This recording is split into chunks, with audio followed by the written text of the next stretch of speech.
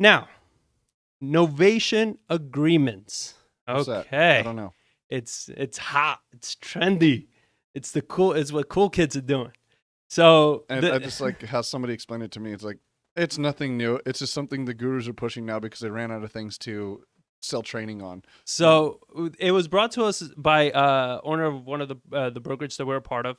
A few of his agents had brought it to his attention, and he told us about it. And I started doing some research because you and I, we're huge on creative real estate, right? That's what we've built a whole business around, is being creative when you're structuring deals, subject twos, doing wraps, owner financing, seller lease backs, whatever needs to get done to get the deal done, to help out the homeowner, to make sure if you are flipping it, you're providing a good product. Creative real estate is the backbone of our whole business, right? So when I heard of this, I was like, well, okay, let's check it out, right? The more research I did into Novation Agreement, and please, this is a disclaimer, we have never done a Novation Agreement.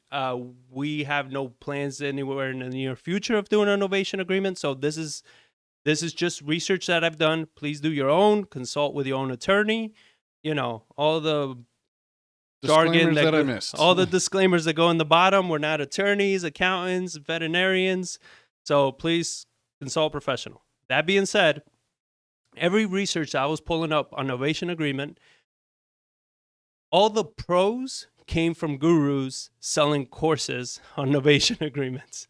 And that to me was just one of those things that like sends up a lot of red flags, right? When the strategy that's so cool is only vouched by gurus that have the unique contracts and the special terms that you need to execute this agreement.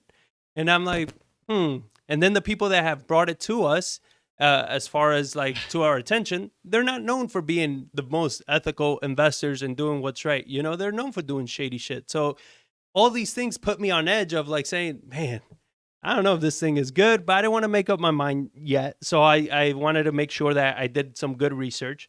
So basically, a Novation Agreement has been around for the longest time. All it is there's a purchase and sell agreement already in place, and then you are replacing that original purchase and sell agreement with a new purchase and sell agreement.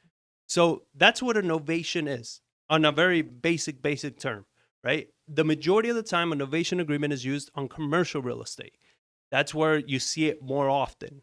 In residential real estate, it's a very rare occurrence, except if you're one of the students of these gurus. Apparently, their students make millions of dollars a year doing novation agreements. But from my understanding, you need power of attorneys.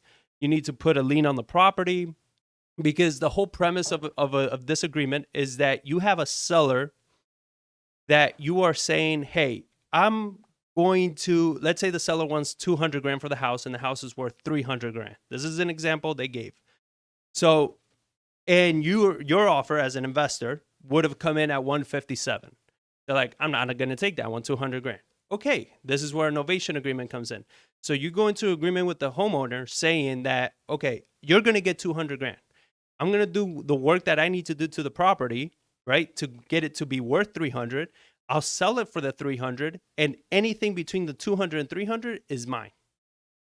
But you never close on the property yourself. You never take title. You never take anything to the property. That's why you do a power of attorney, and then you're supposed to file a lien for, some gurus are saying you should have a set amount that you want to walk away with. So if you say, at 200, I need to put 20,000 in repairs, and then I want 15 grand of profit, right? You need to state that you get your repair money back and the 15 grand of profit. So that's kind of how they explained it, right? The issue I have, well, first of all, what's the issue that you see with that, if any? Well, the way you explained it is, there's just a level of risk to it. Like, for me, I would just close on the property. Or like, you just have this risk of that person. Like, what if they died? Your power of attorney shot. Like, you can't do anything because that person's now dead, and now it goes to their heirs, and now your money's tied up in that thing. Right. And it's where, like, yeah, you got to lien against the property. You eventually get it back, but if you borrowed that money, or if you put your life savings into it to try to make this deal work, like something were to happen to that person, it's like there's just such a huge level of risk. And I've heard of people doing this all the time. It's called a joint venture. Yeah. I mean, like, there's nothing. It's just a different term for that. And I've known people that have done them, and they've done them successfully. Yeah. But it just like, if I just read the close, I could see where it'd be useful of like, hey, hard money is very expensive to get. You have a mortgage underneath this thing or you have it free and clear. So why do I need to go borrow this money if I get $200,000 in quote unquote free financing? To where that would be beneficial that way. But it just would come down to the level of risk you're taking, to where it's like, hey, I could see doing something like that if I'm only going to put a minimal amount of capital into it, and that's the risk to it.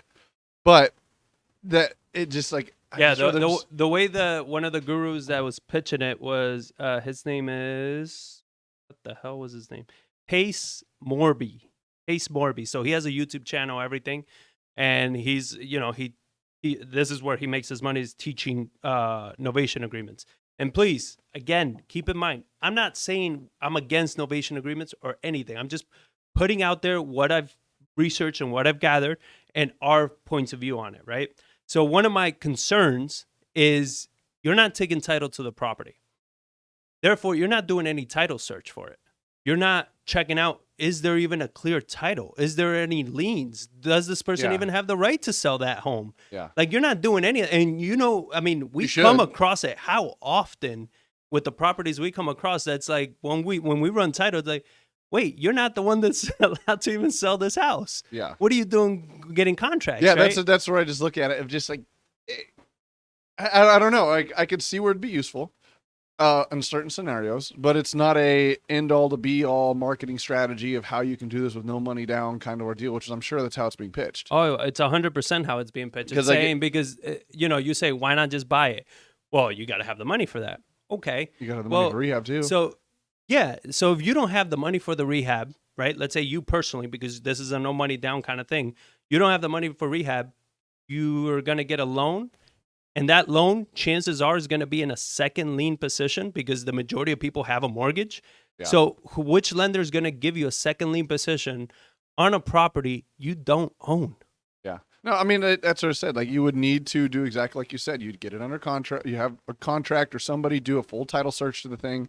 You get a power of attorney. You get documents drafted up. I mean, it's just risky. It is like there's an unnecessary level of risk that I think is being marketed in a way that shouldn't be.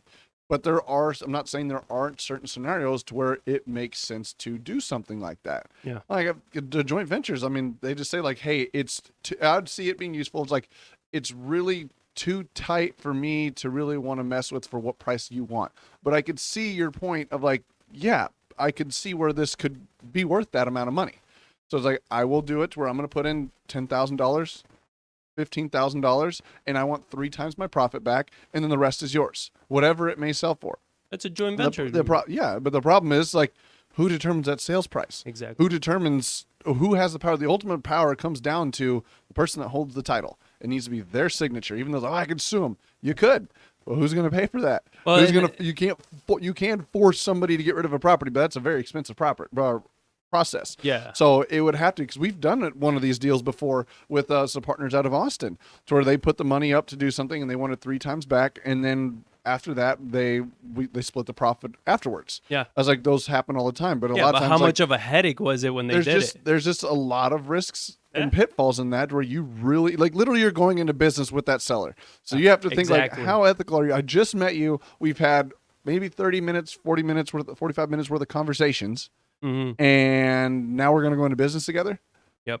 So it would have to be very certain situations and have to trust the people. I just don't see it being a good strategy. And we have across the board. A friend of ours, David Overhauser, local investor, he asks, how do they account for an appraisal that might be less than the expected price?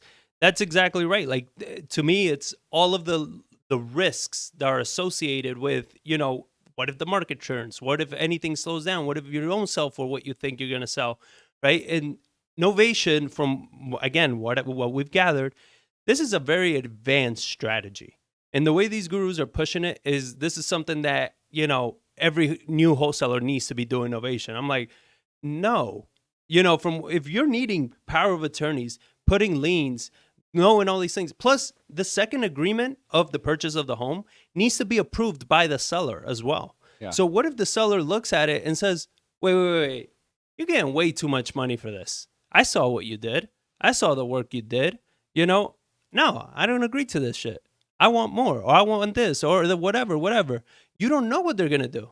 And yeah, you have a power of attorney, you have a lien, but you still can't steal the property from them. Yeah. Like now you're talking the about power of legal attorney, fights. Like that's the same thing with power of attorney. Every time we've used one, the title company, whoever's verifying it, calls that person that day to make sure, hey, is this power of attorney still in effect? Right. That's what I said. If that person dies, you can't call them to verify. That power of attorney's gone.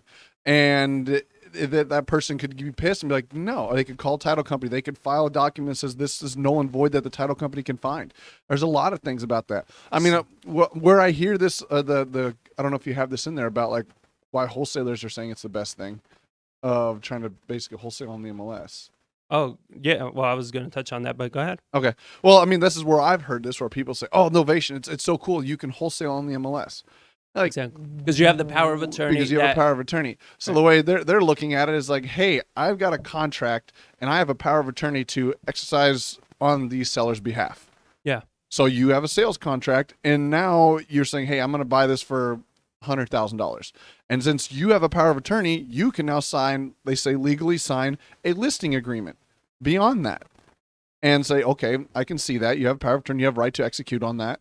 And now they're putting on the MLS. And as the property sells, you can execute that difference. And the novation portion of it is swap the contracts. And you can make a spread in between. You're saying, hey, I'm selling this thing for $200, but then I have a purchase sale agreement for $250. And I'm going to swap those two. And I'm going to make $50 in the center. Right. But a lot of it where I've heard people like even like real estate agents, like people that have their license in wholesaling are trying to do this. Like, well, I'm a real estate agent, so I can list it myself and I can buffer my commission. Like, no. Like, where's your fiduciary responsibility? There's a fiduciary responsibility to your client. Like, you can't have a power of attorney. Well, yes, it looks like, but I have the power of attorney. I have this, that, and the other. Like, yeah. But you sit in front of somebody like, how are you putting yourself first or your client first when you have the power of attorney, you're controlling, you're getting compensated via the commission, yep, and you're executing the sales price negotiation. You're supposed to be on behalf of your client, not on yourself. It's dirty in all kinds of ways. You can't do that. But I could see to where somebody could have the sales contract, have the power of attorney agreement, and use a separate agent to execute the agreement to where like you can't be the listing agent too and try to get a commission off of your client when you are your own client kind of thing, and you just have this third party over here. Yeah, that's where it's like, no, you're not going to be able to do that. So I have seen that and heard about it. So what our recommendation is you can check out this guy Pace Morby. There's also another guy, Flip with Rick. He has also a YouTube channel, and he's very vocal against novation agreement. He's like, first thing, there's no such a thing as a novation agreement. He's like, that doesn't exist. Novations are essentially the replacement of one contract with another. There isn't an agreement. There isn't nothing there. He's like, all you're doing is paying a guru that's going to essentially give you these contracts drafted by their attorneys, that is in agreement. And I've seen some of these contracts, and one of them is 132 pages. For executing one of these. I was like, if you need that many pages to execute on a contract, oh boy. Like, I mean, again, going back to why this isn't good for newbies, new people have trouble with a standard contract. Yeah. They have trouble negotiating. They don't want to do a 10-page contract, and they come out with these 1-page contracts. Yeah, just to make their life easier. They struggle with even understanding that concept. And this is not knocking on newbies. It's just what it is, right? It's a difficult process. They struggle with the negotiating, with rapport building, with everything. Now you got to walk this seller through all of these contracts and pretty much telling them how, like, yes, it's still your house, but I control everything about it. But you still got to make your mortgage payment, and hopefully you keep making your mortgage payment moving forward. Because if not, we're gonna have a difference of what you're gonna get, what the mortgage is gonna be. I mean, there's so many things involved. So Flipwood Rick is another guy I recommend. Just go check them both out, listen to their points of views, and make a decision for yourself. But what I strongly recommend is if you decide to pursue this, go find a real estate attorney, not just a family attorney, a real estate attorney And talk to them about this. How Yeah. does innovation work? Try to find a title company that will close on one. Try to find a real estate brokerage that will list a novation agreement with, with those terms in place. Yeah, I mean, Dave puts out here too. It's like a much better strategy that accomplishes the exact same thing as like an equity partnering. So where the agreement's still roughly the same. They're like, hey, they get this agreed upon amount, and then you get X number of dollars first kind of ordeal, and then you split stuff with that. But you still take title to the property, like it's still Right. yours. If things go astray and things get dicey, at least you own the property. You're like, well, I'm going to sell this thing, and then this is the money you're going to get. And if you're pissed about it, then you can sue and try to do everything that you want to do to try to get more out of the ordeal. Yeah, but but at least you hold the title. You hold something that's giving you, the comfort, saying that, like, hey, the seller can't do, like, you're always hoping that doesn't go into, I'm going to sue, you're going to sue, Yeah. all this. This is why we'd say, like, when it comes down to stuff like this, you got to understand you're taking on the seller, and sometimes it could be a distressed seller, as a partner. Yep. Do you really want to take that risk of taking a distressed seller as a partner? Yeah. Because that could be literally the partner from hell that you're going to have to be dealing with. I mean, So- it's similar to like an owner finance ordeal when you take something that way. It's like Yeah. they're not a partner. You control the property. It's all yours, but you owe them the underlying financing. Yeah. So if you have somebody, we've had a good friend of ours, he owner financed something for a short period of time, and then the guy was like just showing up to the house and putting like, I'm foreclosing this letter on the front door, and just like he had no idea what he was doing, and like he didn't have any like real recourse because the terms were being met. The guy just didn't understand what he was doing. Right. And so he just caused a ruckus, and you still have to deal with that person because, like, at the end of the day, they still got to give you a payoff. Like, and if they're not giving you a payoff, the title company's not going to close on it. Then you got to get attorneys involved to try to get the Right. payoff amount, and it could cause problems. So Pace Morby, he says that within his course, he teaches 3 ways of doing novation agreements. Mm. The first It's always way good. is a net listing. Okay, I was heard like, of those. so you're calling a net listing a novation agreement. Okay. So we talked about net listings. Break that down real quick. A net listing, what's the premise of a net listing? A net listing is basically it was kind of funny, the little backstory on it. Like when I went through my real estate courses and stuff like that, like I when it comes to getting your license, I've always said, like, just get through the courses because you don't start learning how to do real estate until you're actually out doing real estate. And so I just got through the courses because that's what somebody told me. And the one thing I got from it was this net listing thing. Is like, wait, so the seller can say they want 100 and I can list it for more, and my commission essentially floats, and you can get whatever above a certain amount. So it's essentially what it is. And then Stepstone, she's like, I've never had anybody really ask that in all the years I've been doing this. So they talk to some attorneys, and it comes back down to the fiduciary responsibility piece of, if you're saying, oh, the seller only wants 100 and I'm going to list it for 150, and now you get the seller agrees, I'm going to get the first $100,000. All right. And then essentially the agent can say, I'm going to get whatever they want above that. But where Isn't there a cap though? well, no, that's where it said when that was the issue. It's like, well, how do Okay. you prove your fiduciary responsibility? That was Angie's point. So she talked to attorneys like, how do we mitigate these things? Because they always have to look at this like, if we get called in front of a judge, how are we going to explain this, and how do we prove that we maintained our fiduciary responsibility? Right. So the agreement, they came up with a separate agreement. And basically how they said the first seller is going to get the first X number of dollars, and then the agent needs to designate how much of a cap they're going to get. So it puts in there, because it's one of the things, like, you are essentially negotiating the contract on behalf of the seller, knowing that your commission's floating in between. So it kind of could be proved by a lawyer. It's like, well, you're negotiating for a higher price and you cause detriment to your client because you wanted a bigger commission. Right. So when you put into those net listing agreements, it's essentially that I'm listing your house for you, and you get the first $100,000. Yeah. And I'm going to list it for 120. And because then the seller, you put in that agreement, you have the right to negotiate in there because it's your commission that's floating. But it comes to a certain cap. You have to say, but I'm not going to make more than $10,000 on this ordeal. And really, the reason why we even entertain net listings when I mean, that was pretty much the only thing you took out of the whole real estate course, the whole real estate training of getting your license. But the biggest thing that we took from that was when you were coming across these lower end homes, right? These lower price homes.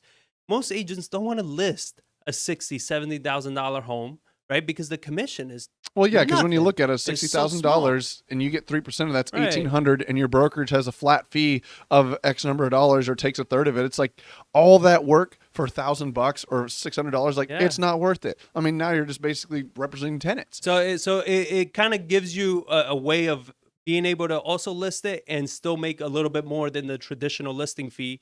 So at least it makes it more worth your time, even though there are people out there that they have systems in place and everything. But that was the whole premise of and that's why what's we said. even considered And it. people even say too, like, well, in your listing agreement, you say, I'm going to list this for you, but it's not 3%. I'm going to list it for $5,000 minimum. So you can put that in there. So that kind of, like, I'd much rather somebody try to do that to say, I'm going to list it for $5,000 than a net listing agreement, because it just opens the door for an attorney to go in there and just be like, no, you negotiated on your behalf, not on your clients, to buffer your piece.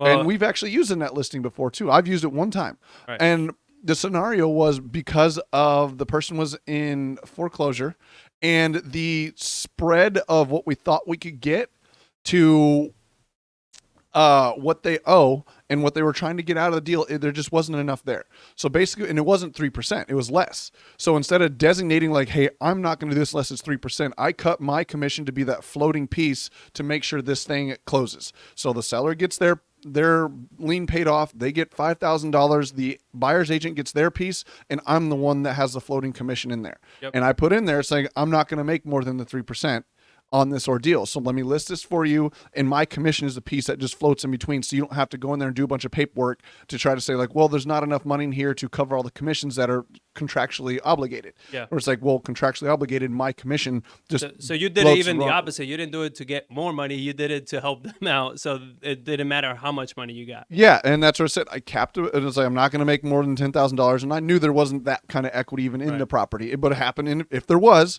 that's, again, sitting in front of a judge, it's saying like, hey, he was in foreclosure. This was the amount, because that amount changes constantly every single day. Yeah. So we're like, I needed to make sure I covered the agent's fee, and I needed to make sure the lien was paid off. So I knew what that numbers were going to kind of come in at, and I cut my commission to be whatever was left, which was going to be, on my intentions when I ran this, it was going to be less than 3%. And then I even capped myself at 3% or whatever, a Which is certain standard. dollar value. Yeah. So it's like, that's another piece that can be here. It's like kind of the low end, or certain scenarios where there's a financial piece that, because even in that scenario, it's like, I can't put, I'm going to make $2,000 on this because it could float, and I'm cutting myself potentially short if there's a little extra left in Right. there. So it might be like 3.1% or 3.2. It's not going to be these huge windfalls, because I've had agents call me, or not agents, investors call me and say, hey, I want to do this net listing thing to where you can list a property for me, and I try to get like $50,000 out of that. Like, no, like, that's not how Wait, this but they works. want you to list it. They and want me to list it, and like, can you net list this thing, and then we partner up so I can get this split? And you're like, no, that is just asking for trouble. And Well, we even have on here the broker owner of Stepstone Realty, Angie Francis. She comments, these gurus don't pay any attention to the agency rules. they don't care. They don't need care. to. How many times have we seen gurus say, you don't need to get a real estate license? You don't need that crap. You don't need to be a licensed agent. And technically, yes, you do not need to be a licensed agent to be in real estate. And we did a whole video on should you get your license.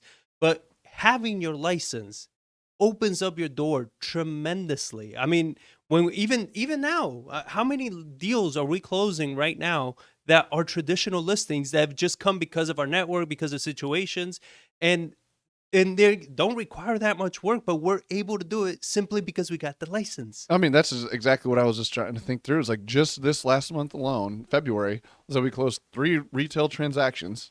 As a licensed agent, I helped list 3 properties, or actually 4.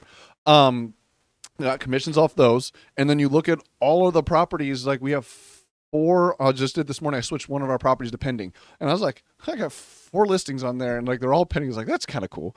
Yeah. And then, but like, I look at the cumulative amount saved by having a license, especially like one's listed for 300, another listed for like 190, another, like, you start adding that up across all those commissions, and you just look at it, it's like, well, so I represented 3 listings this month that made X number of dollars. I saved this amount by listing my own properties, because right now it doesn't take much to list a house. Yep. Everyone says like, oh, you don't need to be doing that stuff. Like, yeah, it's like the dollar per hour saved by, like, on a $300,000 house, that's $9,000.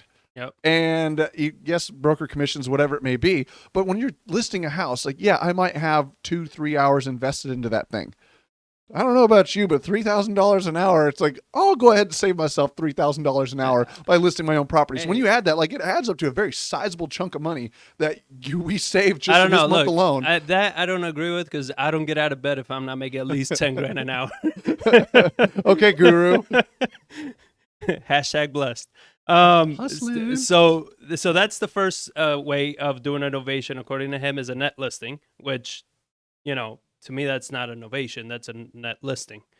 The second way is an actual novation, where you're replacing one contract with another. And the third way is doing a partnership, a JV. So where am I going with this? Is we hear so many times of somebody coming out with this new way that you're going to be able to invest in real estate with no money, with this, and it's new. There's nothing new. Nothing. None of the things that they talk about is new whatsoever. Everything that they're talking about has been done time and time again. It's been done since the beginning of time. Like, nothing, none of it is new. So that's just like, to your point, like, my argument to that is like, well, then how did the laws get written the way the laws are written to be able to do these things pull off? Like, well, yes, there are gray areas that you can work within, and if you do them on a large enough scale, then some politician or some lawmaker gets involved and sees it, and laws can change and new strategies can, quote unquote, come up, or new ones can disappear. Just like the what's the one that you liked in New York that you can't do here? Lease options. Lease options. Can't do them here in Texas anymore, even though some guru attorney says, like, oh, yes, you can. You do all these special contracts, and we've sent them to other attorneys. And he's like, well, yeah, they kind of cover you, but there's this one area that's like, I don't know about that. Like, Right. good luck with that. It's sitting in front of a judge or getting sued for it. So all that being said, we had a discussion yesterday where, because of things like this, is why wholesalers come under fire. that's Dave Oberhauser puts, perhaps the only new is the term novation. Yeah, probably. But it's wholesalers are coming under fire more and more, and it's usually because of things like this. We start seeing things like this, these potentially new strategies. I remember even a guru one time saying, I'm going to teach you how to flip a house without ever putting a dime into the house. You're going to be flipping houses, making a bunch of money, and you don't even have to lift a hammer or hire a contractor. Was that the Astro flipping? I don't know. I don't know. That was one that got me. That made me laugh. And then I was curious, I was like, what's he talking about? Is this something new? And when you looked at it, he was just talking about wholesaling. Yeah, but he just called it, flipping. Anyway, it's just guru things. That was very funny. That was the Astro flipping guy. I was like, oh, there's the same speech like that. I was like, I'm going to teach you to do Astro flipping. I was like, what is that? Astro flipping. And you started looking at it like, bro, you're just teaching wholesaling, but you just some fancy term Astro flipping to make people watch it. He got me. I was like, Astro flipping. Like, what are you doing now? But that's exactly what it was. It's like, it's just a different term for something, just putting a new spin on something old. So going back to you, we're looking at this, and all these new terms and everything like this is incentivizing new people to get into real estate and do things they don't completely understand. They don't understand the contracts. They don't understand the process, the legalities, and it's making regulation and everything come down hard on wholesalers now, right? So your point, that you were making yesterday was pretty much like, it's because of these things that at some point wholesaling is probably gonna get banned. So do you want to touch on that, what you were pretty much arguing yesterday?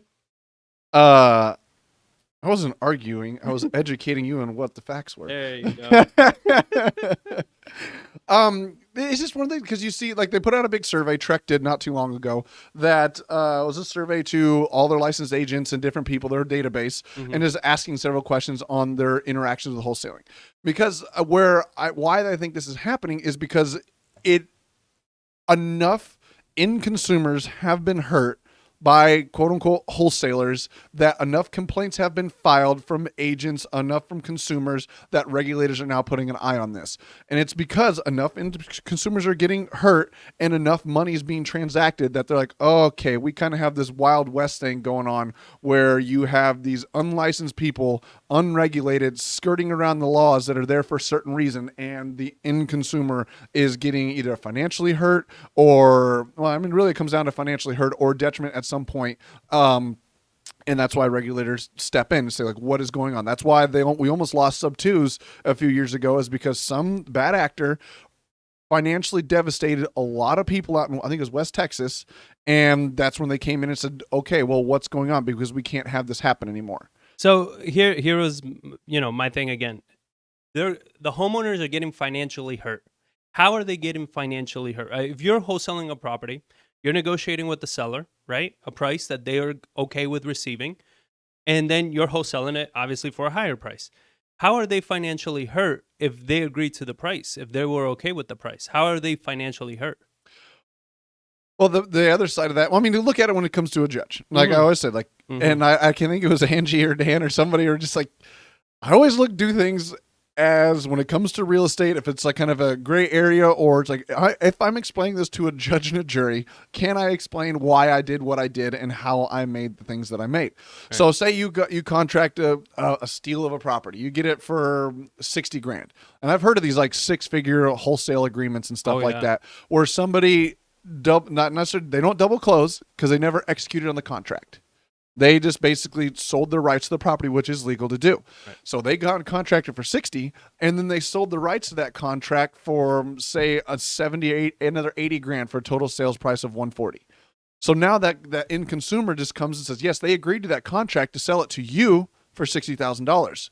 Well, it turns out you didn't sell it. I didn't sell it to you. You misrepresented yourself in the transaction you were going to do, and you sold it to Joe Schmo over there for $150,000 and made a huge windfall in the center. So now when you explain that to a judge, the judge can be like, but you never told them you weren't going to buy it. You represented yourself as, I'm going to buy this property. And then you went and made a ton of money on the other side and sold it to somebody else. And you disclosed, you deceived the person. You were hiding the fact that you were making this huge amount of money. Yeah. And now you look at it as like, but your trip, the way they would say it, like your typical real estate commission is anywhere 3, maybe 5% of whatever the sales price is in that transaction, to where you never took title of the property. You just sold to somebody else. You acted like a real estate agent, but you weren't licensed. You were looking out for yourself and made a huge windfall in the center. Now, here, just to unpack that a little bit, you misrepresented yourself. There's nothing in the contract that says that you cannot sell your rights to that contract. So you didn't misrepresent yourself. You potentially had an interest of buying the property, and then whatever happened, you changed your mind and you sold your interest to buy that property. Correct. You didn't deceive the homeowner, because the homeowner was told that you were going to close on this date. Correct. And you were going to get paid this much money.